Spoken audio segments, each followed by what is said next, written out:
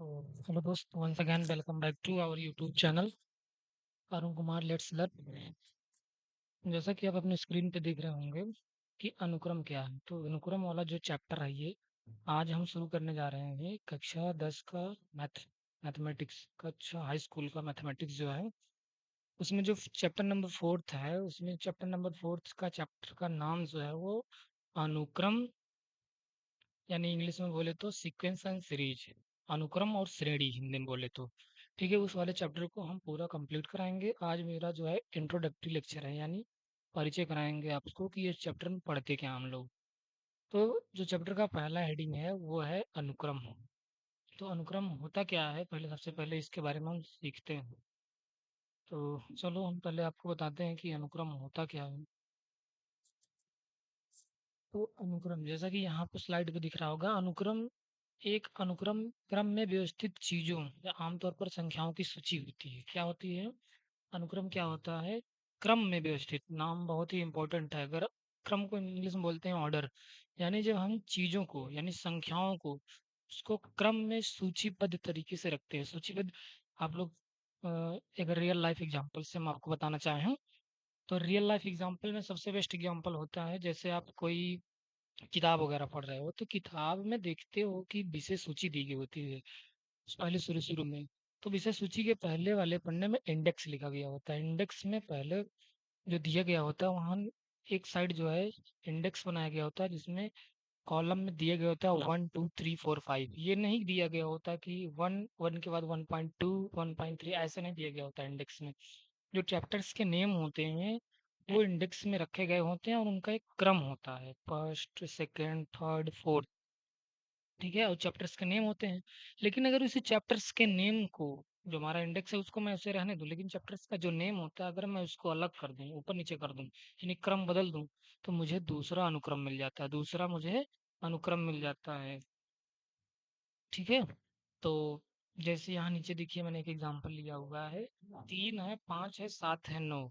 लेकिन अगर मैं इसी चीज को बदल दूं, 7 पे यहाँ कर दूं, 3 पे यहाँ कर दूं, तो मुझे दूसरा अनुक्रम मिल जाएगा। लेकिन इसको पोजीशनिंग जो है, यानी फर्स्ट सेकंड थर्ड फोर्थ, यानी फर्स्ट फर्स्ट वाले टर्म पे जो पहला वाला पद है उसके स्थान पर अगर मैं 7 को कर दूं और जो थर्ड वाला है वहाँ 3 कर दूं, तो मुझे दूसरा अनुक्रम मिल जाएगा। ठीक है, इसीलिए मैं कह रहा हूँ क्रम का बहुत ही बड़ा इंपॉर्टेंट रोल होता है जब आप सीक्वेंस को पढ़ते हैं। तो सीक्वेंस में जब भी आपसे कोई डेफिनेशन बोल पूछेगा तो आप क्या बताएंगे? यानी अनुक्रम क्रम में व्यवस्थित, किसमें? क्रम में व्यवस्थित चीजों का एक समूह होता है या सूची होती है, जिसे हम लोग क्या कहते हैं? सीक्वेंस कहते हैं या फिर अनुक्रम कहते हैं। और अंदर तक चीजें हम बता सकते हैं। अगर क्लास 11th पे अगर आपको पढ़ाना होता तो क्लास 11 में एक समूह चैप्टर होता है, सेट, जिसको बोलते हैं समूह। वहां पर जब हम पढ़ते हैं तो ये क्रम का मायने नहीं होता है जब समूह में हम डिफाइन करते हैं। यानी जैसे अल्फाबेट का समूह हो, तो अल्फाबेट के समूह में 26 लेटर होते हैं। 26वें लेटर को अगर हम ए से स्टार्ट करें जेड तक लिखें तो वो तो एक क्रम हो गया, यानी एक अनुक्रम हो गया। लेकिन अगर उसे 26वें लेटर को हम किसी भी क्रम में लिख दें, टोटल कितने क्रम लिख सकते हैं? बहुत सारा क्रम बना सकते हैं हम भाई। जैसे अभी यहाँ आपको एक समझाना चाहें तो पहले हम पेन को सिलेक्ट करते हैं। ठीक है, यहाँ आ जाइए, एक बार इसे पेन ले लेते हैं। जैसे हमने ले लिया, एक सेकंड, पेन क्यों नहीं उठ रहा है? बड़ी समस्या, जैसे एक पेन वाली पेन सेलेक्ट नहीं होता है मेरा। एक सेकंड, चलो, कोई ना, पेन क्यों नहीं सिलेक्ट होगा? अब तो होगा। जैसे भी हम कह रहे थे कि आपको कि की तरह ये पेन पता नहीं क्यों एक्ट नहीं करता मेरा। चलो हम ऐसे बताते हैं, जैसे ले लिया हम यहाँ पर 1, 2, या कॉमा लगा देता हूँ, और ये कॉमा 3। पहले हम पेन सही करते हैं अपना, वीडियो थोड़ा पॉज करेंगे बीच में। तो ये यहाँ से बैक जाते हैं, ये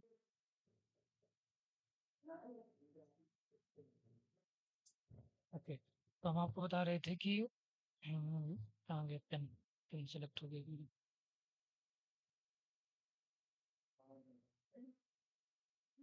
पेन सेलेक्ट हो गया कि जो क्रम जो होता है वो बहुत ही मायने यानी इम्पोर्टेंट रोल अदा करता है। कैसे? वो हम आपको बताने जा रहे थे कि अनुक्रम में व्यवस्थित होना, जैसे अब सेट अगर हम ले, जैसे अल्फाबेट समूह में लेते हैं, हमने कहा कि 1 ले लें, 2 ले लें, 3 ले लें। अब बताइए कितने क्रम हम बना सकते हैं? तीन तीन तीन अंकों की कितना संख्या बना सकते हो? जैसे लिख सकता हूँ 1 2 3, या फिर लिख सकता हूँ 2 3 1, या लिख सकता हूँ 3 1 2, ऐसे लिख सकता हूँ। अब इसमें रिपीटिंग अलाउड नहीं है। अगर मैं रिपीटिंग कर दूँ तो और सारा नंबर बन सकता है। तो देखिए, अगर मैं इसको मानूँ तो ये अलग क्रम है, इसको मानूँ तो ये एक अलग क्रम है, इसको मानूँ तो ये एक अलग क्रम है।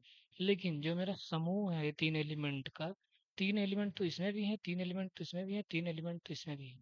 ऑर्डर नहीं मैटर करता है समूह में, जब हम चलते हैं, जब हम सेट की बात करते हैं। लेकिन जब हम अनुक्रम पढ़ते हैं तो मेरा ये अनुक्रम बदल जा रहा है। पहले वाली पोजीशन पर इसमें एक है, जबकि इसमें पहले वाली पोजीशन पे इसमें दो है, और इसमें पहले वाली पोजीशन पे तीन है। तो मेरे भाई, बस मैं इतना समझाना चाह रहा हूँ तुम्हें कि सीक्वेंस जो होता है वो अनुक्रम में व्यवस्थित चीजों या संख्याओं की एक सूची होती है। क्या होती है? एक सूची होती है। अगर उस सूची में तुमने उनका स्थान बदल दिया, यानी क्रम बदल दिया, आगे पीछे कर दिया, तो वह मतलब वो अनुक्रम पूरा बदल जाता है, दूसरा अनुक्रम बन जाता है।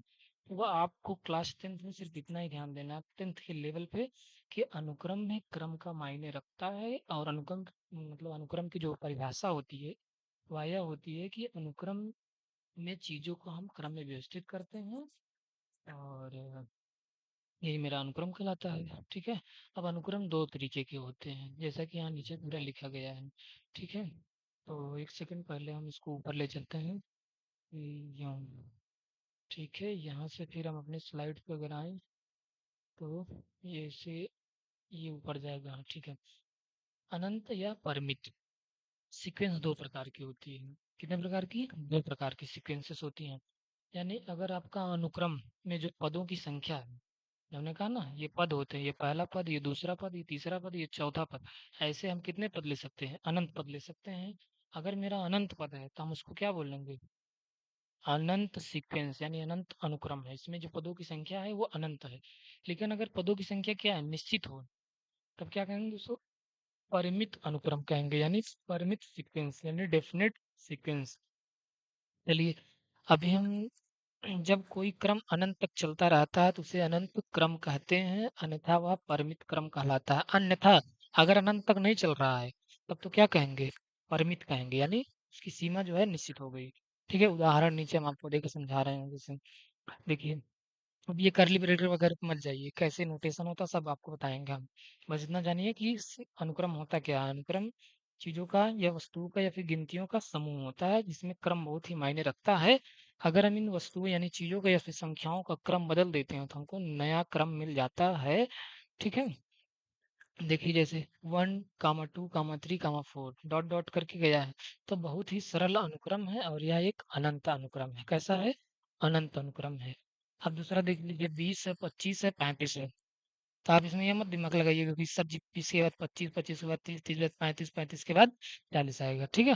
यहाँ लिखा है बहुत सरल अनुक्रम है। तो आप अगर आप इसमें पूछें कि जो पहला वाला पद है वो 20 है, दूसरा वाला 25 है, तीसरा वाला 30 है, तो चौथा वाला 35 है, तो आपको छठा टर्म बताइए कितना होगा। यानी यहाँ अगर हम लिखे छठा टर्म कौन सा, सॉरी पांचवा टर्म, क्या हो तो पांचवा टर्म आप लोग क्या बता देंगे? 40 बता देंगे। तो यहाँ बहुत ही सरल नियम लग रहा है, सब चीजें बताएंगे मेरे भाई, बस थोड़ा सा धैर्य रखो। अब अगला देखिए, दूसरा वाला जो आपका अनुक्रम है, 1 है, कमा 3 है, 5 है, 7 है। इसमें कुछ लोग अनुमान लगा लिए होंगे सर जी इसमें जो है ऑड नंबर लिए गए हैं। कौन सा नंबर है? Odd number. 1 3 5 7 पहले चार विषम संख्याओं का अनुक्रम है, और यह एक परिमित अनुक्रम है। ठीक है। इसमें चार ही ऑड नंबर्स हैं। फिर उसके बाद चौथा एग्जाम्पल क्या है? रिवर्स कर दिया, 4 3 2 1। उल्का उल्टा अनुपात है किसका? 4 से 1। अगला एग्जांपल देखिए, 1 2 4 8 60 32, और इसमें डॉट डॉट करके अनंत तक जा रहा है। अब आप इसमें देखिए, कहेंगे सर जी ये 1 है तो ये 2 है, 2 के बाद 4 है, 4 के बाद 8 है, फिर 16 है। तो ये कैसा अनुक्रम बन रहा है? इसमें हम पहले वाले टर्म में 2 का मल्टीप्लाई करते जा रहे हैं तो हमको दूसरा टर्म मिलता जा रहा है। आप आसानी से गेस कर लिए होंगे। ठीक है। लेकिन जो आप ये आसानी से गेस कर ले रहे हैं, आप नियम लगा दे रहे हैं ना, हर सीक्वेंस में आप नियम नहीं लगा सकते हैं। कैसे? अभी आगे हम डिस्कस करेंगे। ठीक है? आपके लेवल पे सिर्फ इतना ही मेरे भाई पूछा जाएगा क्लास 10th में कि अनुक्रम होता क्या है। आपको मतलब नियम दिए रहेंगे पहले से कि इसमें ये नियम लग रहा है, और आपसे उसी नियम का प्रयोग कराते हुए वो अगला टर्म आपसे पूछ लेंगे। जैसे अभी आपके एग्जाम्पल हम ले लेते हैं। यहीं पे देख लीजिए 1 2 4 8 16 32। इसमें आप देख रहे हो कि इसमें नियम क्या लगाए हुए हैं। नियम यही लगाए हैं कि 2n है। क्या है? 2n है। n क्या है? नेचुरल नंबर है। क्या है? नेचुरल नंबर, यानी 1 रखेंगे अगर, तो 1 में 2 का मल्टीप्लाई करेंगे तो कितना आ जाएगा? 2 आ जाएगा। तो हम क्या बोले? गलत बोले कि सही बोले? शायद गलत बोले। क्यों? क्योंकि 2n रूल है, तुम इसको बना ही नहीं सकते। n नेचुरल नेचुरल नंबर है और 2 ऑलरेडी है। तो इसमें कौन सा नियम लग रहा है? किस नियम से तुम इसको एक्सप्लेन कर सकते हैं? बताओ, थोड़ा सोच के बताइएगा मुझे, ताकि मुझे ये पूरा सिक्वेंस मिल जाए। ठीक है? अगला आ जाइए, देखिए ए कामा बी कामा सी कामा डी कामा ई वर्णमाला के क्रम में पहले 8 अक्षरों का क्या है? ये अनुक्रम है। ठीक है? ऐसे ही अगर हम देखते रहें। अच्छा, नीचे वाला बहुत ही अच्छा एग्जाम्पल उठाया गया है। कुछ लोग सोच रहे होंगे कि सर जी यहाँ तो 0 कामा 1 फिर 0 कामा 1। ये हम आपको अगर रियल लाइफ एग्जाम्पल समझाना चाहें तो आप थोड़ा समझिएगा। तो हम आपको ले चलते हैं अपने माई वी बोर्ड में। जैसे यहाँ भी आपको एक सीक्वेंस हमने दिया था। पहले पेन सेलेक्ट करता हूँ मैं। ये यूँ रेड वाला। जैसे अगर हमने कहा कि मेरे पास 10 स्टूडेंट हैं। कितने हैं? 10 स्टूडेंट हैं। स्टूडेंट। ठीक, 10 स्टूडेंट। तो हम 10 स्टूडेंट ऐसे बनाएंगे यहाँ। ठीक है? ये चलो, ये सपोज करो ये ए है, ये बी है, ये सी है, ये डी है, ये ई है, ये एफ है, ये जी है, एफ जी एच है, ये आई है, ये जे है। ना मेरे भाई? अब इधर देखिए आप। वन थोड़ा सा बढ़ा लेते हैं हम। अब इसके जो मार्क्स हैं, मतलब ये ए वाला जो है, इसको मार्क्स कितने मिले हैं? इसको 0 मार्क्स मिले हैं। फिर इसको मार्क्स 1 मिले हैं। फिर इसको एक मतलब 0 मिले हैं। फिर इसको 1 मिले हैं। फिर इसको 0 मिले। फिर इसको 1 मिले। फिर इसको 0 मिले। फिर इसको 1 मिले। फिर इसको 3 मिले। तो ये मेरा क्या हो गया? एक सीक्वेंस मिल गया ना। क्या मिल गया? एक सीक्वेंस मिल गया। अब इसमें ऑर्डर आप देखो। अगर आप इस ऑर्डर को चेंज कर दे रहे हो, जैसे मैं इस ऑर्डर को कर दूं 1 0 1 0 1 0 1। सॉरी, ये 1 बना रहा हूँ मैं। फिर ये 0, फिर ये 1। अब देखिए, आप आपने पूरा टर्म ही चेंज कर दिया। अब जैसे नंबर तो दिया गया था, मतलब ए वाले को 0 नंबर मिला था, तुमने टर्म को चेंज कर दिया। मतलब पूरा सीक्वेंस तुमने बदल दिया। कैसे? अब ए वाले को 1 मिल रहा है और बी वाले को भी 1 मिल रहा है, सी वाले को भी 1 मिल रहा। अगर मैं इसको अगर चेंज करूँ, इसमें तो हमने किया था बी को 1 मिला था, तो बी यहाँ इस वाले नई वाली सीक्वेंस जो है, इसमें 1 मिल रहा है, इसको 0 बना दिया। ठीक है? अब ये सही है। अच्छा, अब मैं दूसरा भी टर्म इसमें बना सकता हूँ चाहूँ तो। 1 1 3 4 1 3 4 ऐसे। क्या यहाँ पे कोई जो है रूल लग रहा है? नहीं रूल लग रहा है ना। यहाँ तो कोई नियम नहीं था, लेकिन ये फिर भी एक सीक्वेंस है। अगर तुमने इसको बदल दिया, सीक्वेंस बदल जाएगा। तो कुछ सीक्वेंस ऐसे होते हैं जो किसी नियम को फॉलो करते हैं, कुछ सीक्वेंस ऐसे होते हैं जो बिना नियम को फॉलो किए हुए चलते हैं। ठीक है? लेकिन आपके सिलेबस में जो सीक्वेंस है उसमें नियम लगेगा, बहुत सरल नियम लगेगा। ठीक है? तो चलिए हम आपको अपने स्लाइड पे ले चलते हैं। तो यहाँ देखिए, यहाँ तो आपको दिया 0 1 0 1, ये अल्टरनेट है। ये जो सीक्वेंस है, इसमें पहला पद 0, दूसरा पद 1, फिर पहला पद 0। तो आप इसमें लिख सकते हैं अल्टरनेट चल रहा है। और जो रिजल्ट है, यानी जो पद है, पद में जो आपको आउटपुट मिल रहा है वो क्या मिल रहा है? 0 और 1 मिल रहा है ओनली। ठीक है? इस क्रम में मिल रहे हैं। अब क्रम में, जब हम कहते हैं कि पद में क्रम है, यानी पदों में क्या है? क्रम। अगर हम क्रम चेंज किए, दूसरा सीक्वेंस मिल जाता है, ये मैंने बताया। तो हम यह तय करने के लिए स्वतंत्र होते हैं कि वह क्रम क्या होगा। वे आगे बढ़ सकते हैं या पीछे बढ़ सकते हैं, या बारी बारी से आगे बढ़ाए जा सकते हैं, या जिस प्रकार का भी क्रम आप चाहें, आपके ऊपर है।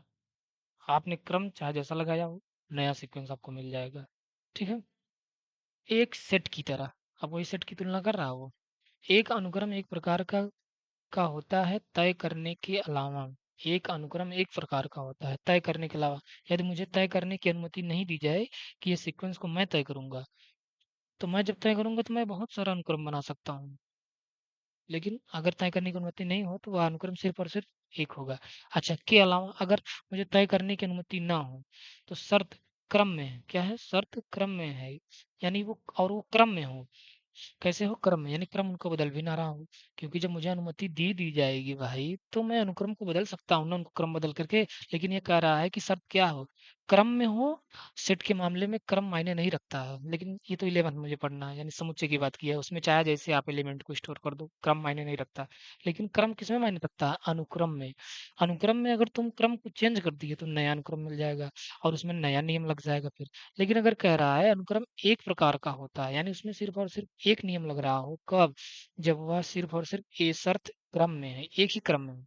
फिर एक ही मान कई बार आ सकता है, सेट में केवल एक बार आता है। यहाँ तुलना किया गया है, हमें कोई इससे बहुत ज्यादा लेन देन नहीं, क्योंकि हम विविध मेथड में नहीं है। ठीक है। अच्छा, अब उदाहरण देखो, वही ऊपर लिया गया है, 0 1 1 1। इसमें देखिए 0 और 1 कई बार रिपीट हुए हैं। अब ये 0 1 कई बार रिपीट हुए, तो यहाँ कितने स्टूडेंट थे? जब हम पिछले वाला एग्जाम्पल लें, 10 स्टूडेंट थे, यानी 10 पद थे।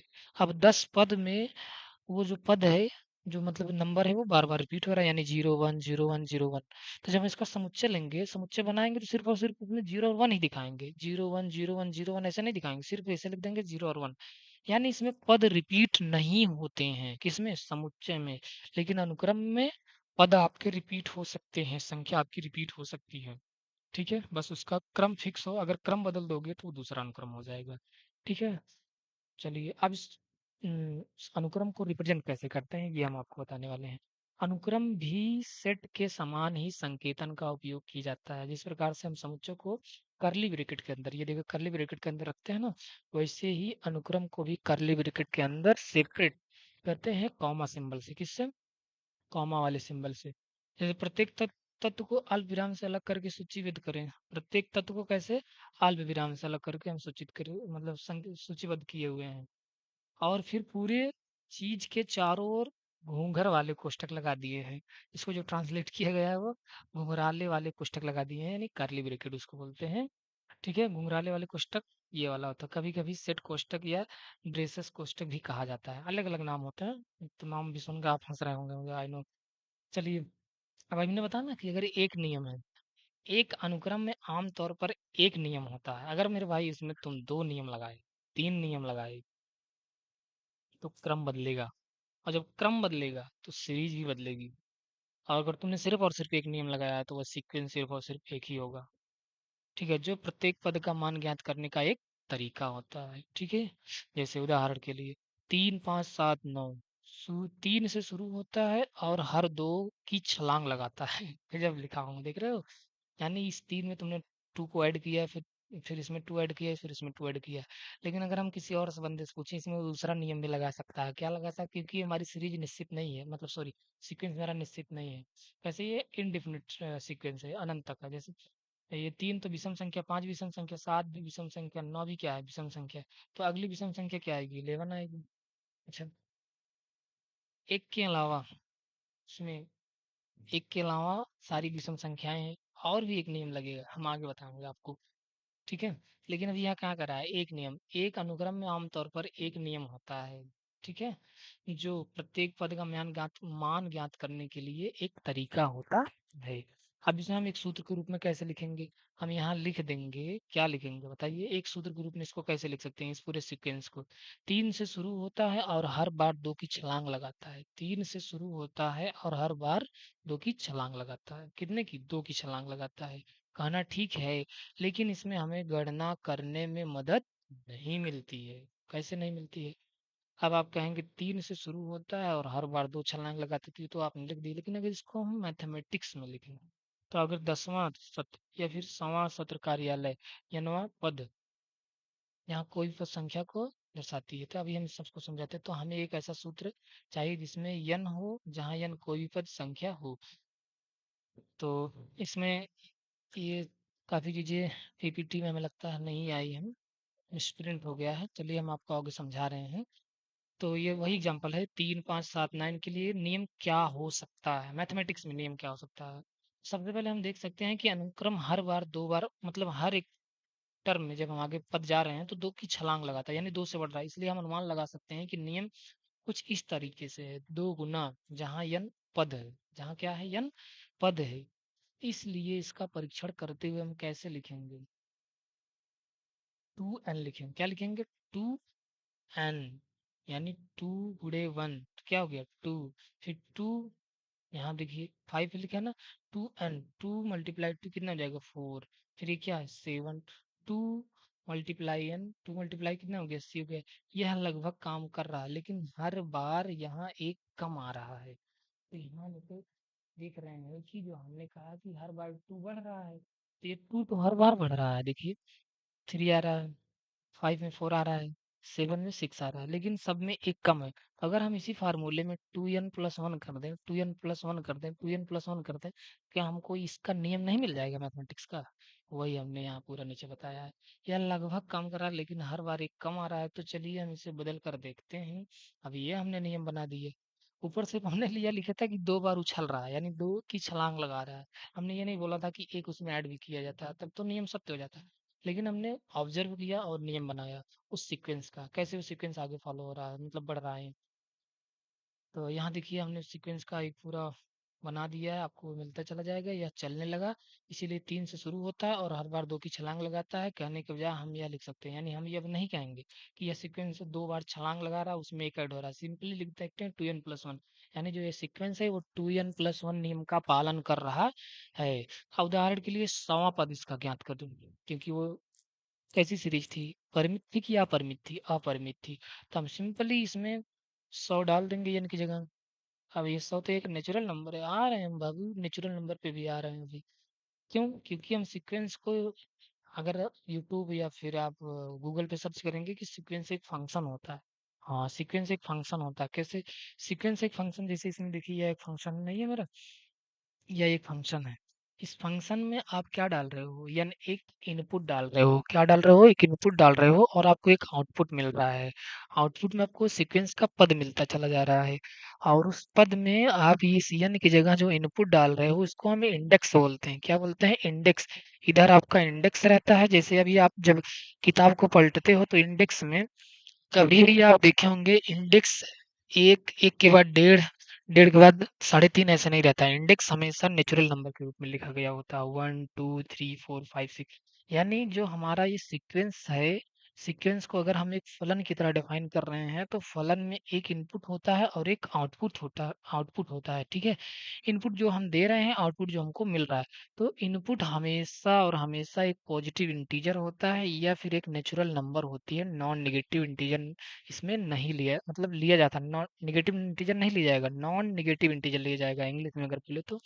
हिंदी में बोले तो सिर्फ और सिर्फ धनात्मक पूर्णांक और प्राकृतिक संख्या ली जा सकती है। आउटपुट में आपका कुछ भी आ सकता है, वास्तविक संख्या, ठीक है। तो अगर पूछता है तो आप बताएंगे, नहीं पूछता है तो नहीं बताएंगे, ठीक है। अब यहाँ देखिए कई नियम कैसे लग सकते हैं। अभी हमने आपको सिर्फ और सिर्फ एक नियम बताया था, अब इसी पे हम कई नियम कैसे लगाएंगे इस वाले एग्जाम्पल में।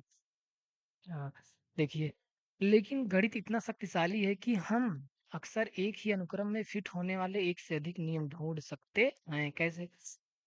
हमने अभी अभी 3 5 7 9 के लिए एक नियम दिखाया, 2n+1। इससे अनुक्रम पता होता है कि 3 5 7 9 11 13, 13 के बाद 15 आएगा। लेकिन क्या हम कोई दूसरा नियम ढूंढ सकते हैं जो इसी तरह इससे शुरू होता हो? बिल्कुल। कैसे? ऐसी विषम संख्या जिसमें एक ना हो के बारे में क्या ख्याल है? और हमें मिलता है जिसमें एक ना हो, तो एक नहीं है, देखिए 3 5 7 9 विषम संख्या, विषम संख्या है ये। अब विषम संख्या में आपकी कौन संख्या आ सकती है? अभाज्य संख्या भी आती है, ध्यान रहे। सबसेट होता है, लेकिन हम इतना नहीं डीप में नहीं जा रहे हैं। 3 5 7 9 23 25 कह रहा है ऐसी विषम संख्याएं जिसमें एक ना हो के बारे में क्या ख्याल है, यानी एक ना हो। इसमें तो एक है, देख रहे हो 11। इसमें देखिए 3 5 7 9, 9 के बाद 13 भी आ सकता था, 11 मतलब 13 मतलब 13 मेरे भाई, 13, 13 में एक है कि नहीं है?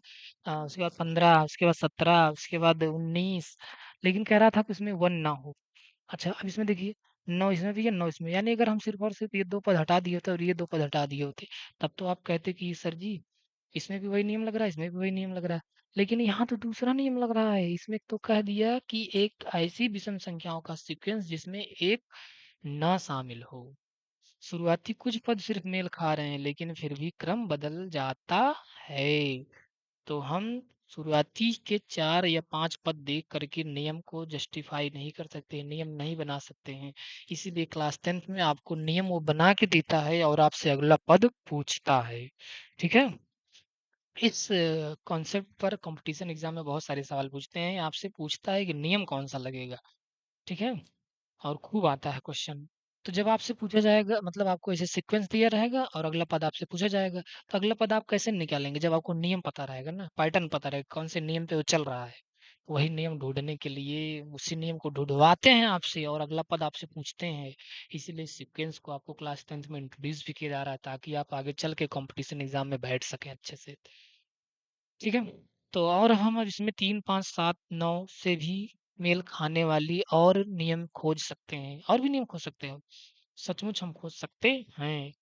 इसीलिए जब तक हमें यह सुनिश्चित ना हो कि किस नियम का अभिप्राय है, किस नियम का अभिप्राय है, तब तक वह नियम कहने के बजाय एक नियम कहना बेहतर होता है।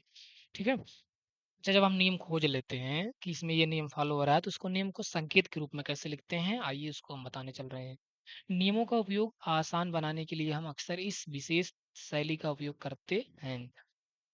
जैसे एक्स ऑफ एन नीचे लिया गया है, एन क्या बता रहा है, टर्म यानी कौन सा पद तुम्हें चाहिए। एन बता रहा है, सॉरी, एक्स क्या बता रहा है, मतलब वो पद आपको मिल जाएगा उस पद में। और मतलब मेरे भाई एन जो है इंडेक्स को बता रहा है, अगर मैं सिंपल सी भाषा में बात करूं तो इंडेक्स। ठीक है? यानी पाँचवा, तीसरा, चौथा, पाँचवा जो कि फिक्स नहीं होगा। इसमें सिर्फ़ और सिर्फ़ नेचुरल नंबर और पॉजिटिव इंटीजर नंबर लिए जाएँगे। ठीक है? ये आएगा टर्म ऑफ नंबर। ठीक है? और एक्स क्या है? टर्म है। एक्स ऑफ एन पद। एन क्या है? पदों की संख्या है। जैसे हमने कहा ना कि 10 स्टूडेंट थे ए से लेकर के जे तक, उनके नंबर्स नीचे हम वेरी करा रहे थे। ठीक है? तो ऐसे ही उदाहरण के लिए 5वें पद का उल्लेख करने के लिए हम लिख सकते हैं एक्स ऑफ 5। अतः 3579 के लिए एक नियम को इस प्रकार समीकरण के रूप में लिख सकते हैं 2n+1। n हमारा इंडेक्स है, यानी जब हम चैप्टर को विषय सूची में खोलते हैं इंडेक्स में देखते हैं पांचवा चैप्टर, यानी इंडेक्स में जाएंगे पहले 5 फिर उस चैप्टर का नाम लिखा रहेगा। अगर उसी इंडेक्स में हम चैप्टर की जो नाम है अलग वाला नाम रख दें चैप्टर का, पहले वाले को पांचवें कर दें, पांचवे वाले को उसमें कर दें, तो दूसरा सीक्वेंस मिल जाएगा मुझे, यानी सीक्वेंस अलग हो जाती है। तो और 10वें पद की गणना करने के लिए हम इस प्रकार लिख सकते हैं एक्स ऑफ 10 2n+1, यानी 10 रखेंगे तो यहाँ 21 आ जाएगा। क्या आप ऐसा करके 15 यानी 50वां पद गणना कर सकते हैं? अब यही सवाल आपकी बुक में चैप्टर नंबर मतलब चैप्टर नंबर 4 का या 5 का पहला एक्सरसाइज है, जिसमें आपको इंडेक्स दिया जाए। इंडेक्स मतलब ये पूरा नियम दिया रहेगा और आपसे इंडेक्स पुट करवा करके आपसे पद निकलवाएंगे। तो आप अपना एनसीईआरटी का चैप्टर नंबर 4.1 खोलिएगा और जितने भी क्वेश्चन है उसको सॉल्व कीजिएगा। बाकी 2-4 क्वेश्चन हम इसमें करा रहे हैं और आगे मिलेंगे जहाँ पे हम कल आपको बहुत सारे क्वेश्चन को सॉल्व कराएंगे। आइए देखते हैं। इस अनुक्रम के पहले 4 पदों की गणना कीजिए। यहाँ इस अनुक्रम को आपका नियम बता दिया गया है। नियम क्या है? ए ऑफ एन है, यानी एन क्या इंडेक्स है, यानी पहले 4 पदों की गणना कीजिए। यानी यानी की जगह पहला नेचुरल नंबर क्या रखोगे? 1 रखोगे। तो जब हम यहाँ 1 रखेंगे, ये पूरा एक फंक्शन है, तो एन जब रखेंगे यहाँ तो हमारा क्या आएगा, देखिए 1 रखे तो -1 आ गए। फिर ए ऑफ 2 निकाल रहे हैं, यानी दूसरा वाला पद निकाल रहे हैं, तो एन की जगह क्या रखेंगे? 2 रखेंगे। 2 रखेंगे तो कितना हो जाएगा? 1/4 हो जाएगा, ये माइनस माइनस प्लस हो जाएगा। फिर ऐसे इसे पूरा सॉल्व करते जाएंगे तो हमको ये इतना पूरा मिल जाएगा। ये कैसे आ रहा, बेसिक कैलकुलेशन है, आप चाहेंगे तो हम बताएंगे इसको भी। चलिए देखिए, यहाँ -1/2 2 बार है, तो माइनस माइनस प्लस, फिर 2 का मल्टीप्लाई 2 में 4, 1 का मल्टीप्लाई 1 में 4। ठीक है? आपको लग रहा है बताना ही पड़ेगा मुझे, एक सेकंड मैं बता ही देता हूँ। ये मेरे भाई पेन सेलेक्ट हो गया। चलो यहाँ देखो, ये वाला ना, -1/2 मल्टीप्लाई -1/2, यही है। ठीक है? तो माइनस माइनस प्लस 1 का मल्टीप्लाई 1 1 हो जाएगा, और ये 2 2 4। ठीक है? तो 1/4 इसीलिए आया। ऐसी सेम एज यहाँ भी, यानी -1/3 मल्टीप्लाई में -1/3 मल्टीप्लाई में -1/3, तो माइनस माइनस प्लस, फिर ये प्लस माइनस माइनस, 3 3 जा 9, 9 3 जा 27। देखिए यहाँ आ गया ना, ऐसे आप लग कीजिएगा। उत्तर आपको नीचे दिया गया है। हम देख सकते हैं कि चिन्ह बारी बारी से बदलता रहता है, ऋणात्मक धनात्मक ऋणात्मक धना अल्टरनेटिव फॉर्म में चल रहा है और संख्याएं छोटी होती जाती हैं। तो अभी हम आते हैं अगली, विशेष अनुक्रम। विशेष अनुक्रम का मतलब मेरे भाई, विशेष अनुक्रम, आइए कुछ विशेष अनुक्रम और उनके नियमों का एक नजर डालें। अब आपके कक्षा 10 के वाले बुक में, सिलेबस में ये सीक्वेंस जो दिया गया है वो विशेष सीक्वेंस दिए गए, यानी कुछ कुछ ही सीक्वेंस आपको पढ़ने हैं, बहुत ज्यादा सीक्वेंस नहीं पढ़ने हैं। ऐसे सीक्वेंस जो बहुत ही सरल नियम पर आधारित हों, इनकी गणना आप आसानी से कर सके। किसी भी चीज का जब हम अध्ययन करते हैं तो पहले बेसिक से अध्ययन करते हैं, ठीक है, आप भी जानते हो। तो इसलिए आपको बेसिक सीक्वेंस पढ़ाया जाएगा इसमें, जिसको बोलते हैं अंक गणितीय अनुक्रम। एक अंकगणितीय अनुक्रम एक पद और अगले पद के बीच का अंतर स्थिरांक होता है, यानी एक ऐसा अनुक्रम लिया जाएगा जिसके पहले और दूसरे पद, दूसरे और तीसरे पद का जो गैप होगा वो हमेशा हमेशा स्थिरांक होगा। जैसे एक के बाद दो, दो के बाद तीन, तीन के बाद चार, तो एक और दो के बीच में जीरो का एक का गैप है। दो और तीन के बीच का कितना गैप है? एक है। तो एक यहाँ भी है, एक वहां भी गैप है, तो ये गैप जो है वो हमेशा निस्थिर है, बदल नहीं रहा है, ठीक है। जी, कैसे देखिए, जैसे एक के बाद चार, चार के बाद तीन, तीन के बाद 10, निश्चित ही आप इसका आंसर बता सकते हैं। 25 के बाद तीन क्या हो जाएगा? ठीक, डायरेक्ट यहाँ 22 5 सॉरी 3 जोड़ा ना, तो 28 हो जाएगा, यहाँ पे बता सकते हैं। इस अनुक्रम में प्रत्येक संख्या के बीच 3 का अंतर है। इसका नियम क्या होगा? x ऑफ n बराबर 3n-2। 3n-2 क्यों किया जा रहा है? अ, यानी n क्या है? नेचुरल नंबर है। जैसे आप यहाँ 1 रखोगे तो 3 - 2 1 आ जाएगा। जैसे आप यहाँ 2 रखोगे तो 3 दूना 6 -2 बराबर 4 आ जाएगा। तो जैसे आप 3 रखोगे तो 3 त्रिक 9 -2 7 आ जाएगा ना। तो नियम का पालन हो रहा है कि नहीं हो रहा है? ऐसे ही सवाल आपको दिए जाएंगे आपके क्लास 10 के पहले वाले चैप्टर्स में, ठीक है। ये ए क्या बताता है? पहला पद बताता है। इस सीक्वेंस का एक पहला पद होता है, एक लास्ट टर्म होता है। लास्ट टर्म को हम एल से बोलते हैं और फर्स्ट टर्म को हम ए से बोलते हैं, रिप्रेजेंट करते हैं इस पूरे चैप्टर में, ठीक है। और उनके बीच जो अंतर होता है, पहले दूसरे पद, तीसरे और दूसरे पदों के बीच का जो अंतर होता है, उसको हम कैसे लिखते हैं?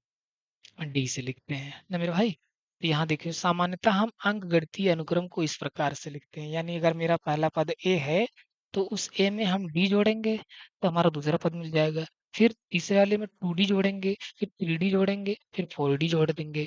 तो ऐसे ऐसे करते जाएंगे तो हमको अंत तक मतलब पद मिलता जाएगा। अगर हम निश्चित कर दें, जैसे हम यहाँ कह दें आपसे पांचवा पद मुझे बताओ, तो पहले पेन सेलेक्ट करते हैं, ये यूं,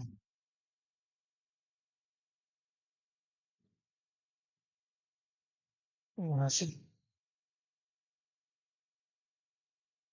जैसे आ गया मेरा क्वेश्चन, हाँ यही है। जैसे अगर हम इसी में अगर कह दें कि पांचवा पद निकालो, तो आप लिखोगे ए ऑफ फिफ्थ लिखोगे। तो ए ऑफ फिफ्थ कैसे आप निकालोगे? तो यहाँ लिखोगे A+4D लिखोगे। क्या लिखोगे आप? A+4D लिखोगे ना मेरे भाई।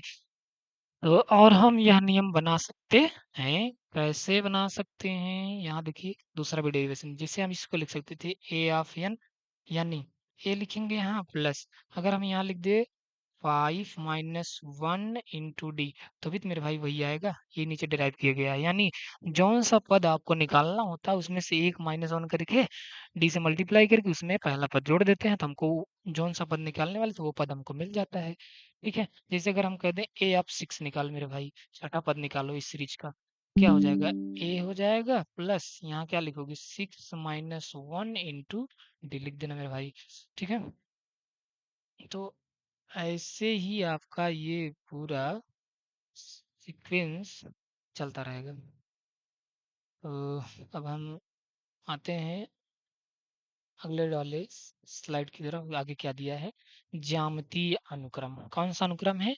ज्यामितीय अनुक्रम में एक ज्यामितीय अनुक्रम प्रत्येक पद को पिछले पद को एक स्थिरांक से गुणा होता है। क्या होता है? एक स्थिरांक से गुणा करके प्राप्त की जाता है। अब तक तो हम जोड़ रहे थे 1 का या फिर 3 का, जो भी हो, ठीक है। उनके बीच का जो गैप था वो जोड़ और घटाव था। लेकिन अगर हम पहले टर्म में 2 का मल्टीप्लाई करते हैं तो हमको दूसरा टर्म मिल रहा है, फिर दूसरे टर्म में फिर 2 का मल्टीप्लाई कर दें तो तीसरा टर्म मिल रहा है। तो ऐसे वाले सीक्वेंस को हम क्या बोलते हैं? ज्यामितीय अनुक्रम बोलते हैं। क्या बोलते हैं? Numerical sequence. जैसे यहाँ देखिए 2, 2 में 2 को मल्टीप्लाई किया 4, 4 में 2 को मल्टीप्लाई किया 8, 8 में 2 को मल्टीप्लाई किया 16, 16 में 2 को मल्टीप्लाई किया तो 32 आ रहा है। इस अनुक्रम में प्रत्येक संख्या के बीच 2 का गुणनखंड है, इसलिए हम इसको लिखेंगे x ऑफ n बराबर 2 की पावर n। क्या लिखेंगे? 2 की पावर n लिखेंगे। सामान्य तौर पर हम एक ज्यामितीय अनुक्रम को इस प्रकार लिख सकते हैं। कैसे? अच्छा, आप जिसमें अभी तक तो जब पिछले वाले में था तो हम सब्ट्रैक्ट करके निकाल रहे थे, यहाँ हम डिवाइड करके निकालेंगे डी का मान। अब उस यहाँ तो हम डी लिख रहे थे, डी मतलब डिफरेंस पहले वाले पद और, अरे भाई, अनुक्रम वाले में देखो, यहाँ पे ये अनुक्रम पद था, तो अनुक्रम हम कैसे निकाल रहे थे? अनुक्रम वाले में सॉरी, अंकगणितीय अनुक्रम में हम निकाल रहे थे, इनके इन दोनों के बीच का डिफरेंस निकाल रहे थे। लेकिन हम जब ज्यामितीय अनुक्रम पढ़ेंगे तो हम देखेंगे रेशियो क्या आ रहा है, रेशियो यानी 4/2 फिर 8/4। तो बार बार आपका जो रेशियो आ रहा है वो हर जगह सेम आ रहा है। कैसे? इसके लिए हम इसको आर से बोलते हैं। क्या बोलते हैं? आर बोलते हैं। देखिए, यानी 4 में 2 से डिवाइड किए तब भी 2 आएगा, 8 में 2 का 4 से डिवाइड किए तब वो भी 2 आएगा। यानी पहला पद जो है अगर ए है तो उस ए में कितने से मल्टीप्लाई करूं, जो वही रेशियो आया है, कितना आया? आर आया है, तो ए इंटू आर कर दूंगा, फिर ए इंटू आर स्क्वायर कर दूंगा। ऐसे डॉट डॉट करते इस हम ज्योमेट्रिकल अनुक्रम को बना सकते हैं, मतलब उसका नेम डिफाइन कर सकते हैं। कर सकते थे कि नहीं कर सकते थे मेरे भाई? सोच के बताना आप। यहाँ जो लिखा गया है एक्स ऑफ एन 2 की पावर एन है, ये अभी पूरा नियम बना नहीं है, सिर्फ वो एक अंदाजबद्ध रफली आइडिया लिखा गया कि आप सोचे कैसे हैं। ठीक है? यहाँ देखिए, ए पहला पद है और आर पदों के बीच का क्या है? गुणनखंड है, जिसे सर्वानुपात कहते हैं। क्या कहते हैं? सर्वानुपात यानी रेशियो। ध्यान दें, जब सर्वानुपात आर 0 होता है तब अनुक्रम बहुत सरल हो जाता है। पहला पद 1, इसके बाद हर पद शून्य है, क्योंकि हम लगातार शून्य से गुणा करते जाते हैं। और यह नियम यह है कि एक्स ऑफ एन बराबर a r n minus one. कैसे? अब ऊपर वाला सीक्वेंस हम कैसे निकालते हैं, आइए देखते हैं। A r of n minus one है। जैसे देखिए यहाँ पे ये मेरा एग्जांपल था ना, तो इस सूत्र मेरा अगर इसमें हम बैठाएं तो पहले तो पेन सेलेक्ट करना पड़ेगा ना इसमें। पेन ले लेते हैं, आइए। पेन सेलेक्ट हो गया। ठीक है, इसमें ये कह रहे हैं कि a r n minus one, यानी एक जगह पहला पद, आर की जगह 2, एन माइनस वन। ठीक है, तो जब यहाँ हम लिखेंगे 2 × 2, अब यहाँ एन की जगह 1 ले रहे हैं हम, फिर ये -1, तो ये मेरा हो रहा है 2 × 2 की पावर 0। तो अब किसी भी संख्या का अगर 0 हो रहा है मान, तो वह हमेशा 1 हो जाता है, तो ये कितना हो जाएगा? 2 हो जाएगा only. Same as it is, अगर हम इसमें जहाँ 1 रखे हैं एन की जगह, यहाँ क्या रखे हैं? 2 रखे हैं, तो हो जाएगा ये 2 आर के, आर मेरा क्या है? रेशियो मेरा क्या है? 2 है। फिर ये 2 - 1 कितना हो जा रहा है? 2 × 2, कैसे? 2 - 1 गया तो यहाँ 1 बचेगा ना, तो 2 × 2 कितना हो जाएगा? 4। देखो 4 आ भी रहा है। तो ज्योमेट्रिक रेशियो का भी इसी प्रकार से हम नियम निकालते हैं। तो आई होप, आशा करते हैं कि आपको ये सारी चीजें समझ में आ रही होंगी। ठीक है, थोड़ा सा और बच रहा है, हम आपको वो भी फिनिश करवा देते हैं कल, और कल सिर्फ हम सिर्फ प्रैक्टिस करेंगे। ठीक है, मेरे पास बहुत सारी चीज़ें हैं अभी। ठीक है, लेकिन ये सब चीज़ें आपके सिलेबस में नहीं है। जो सिलेबस में आपके है मैंने उतना बता दिया है। कल हम और सारे क्वेश्चन की प्रैक्टिस करते हैं। तब तक के लिए मिलते हैं कल। और आप स्वस्थ रहिए, जहाँ भी रहिए मस्त रहिए, पढ़ते रहिए। और तब तक के लिए bye bye, thank you so much.